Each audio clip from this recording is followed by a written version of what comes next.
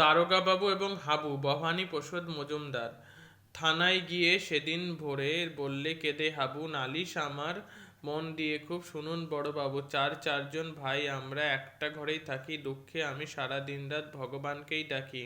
বড়দা ঘরে 7টা বেড়াল পোষেন ছোট বড়, মেজদা পোষেন 8টা কুকুর, যতই বারণ করো।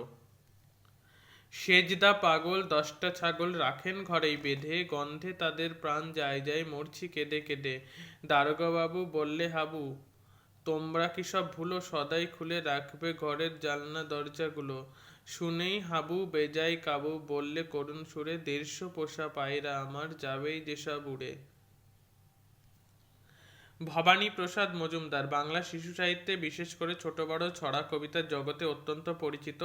তার লেখা মজাদার, তবে তাতে শেখার বিষয়ও থাকে ঢের। তার উল্লেখযোগ্য গ্রন্থের মধ্যে রয়েছে মজার ছড়া, নামতা সুকুমার। তার লেখার স্বীকৃতি হিসেবে পেয়েছেন সুকুমার রায় শতবার্ষিকী পুরস্কার, সত্যজিৎ রায় পুরস্কার, শিশু সাহিত্য পুরস্কার, পশ্চিমবঙ্গ বাংলা একাডেমি প্রদত্ত অভিজ্ঞান স্মারক ছড়া সাহিত্য পুরস্কার ছাড়াও বিভিন্ন প্রতিষ্ঠানের প্রায় শতাধিক পুরস্কার। এখনো পর্যন্ত সহজ কথায় সরল ছন্দে বিচিত্র বিষয়ে 16,000-এরও বেশি ছড়া লিখেছেন।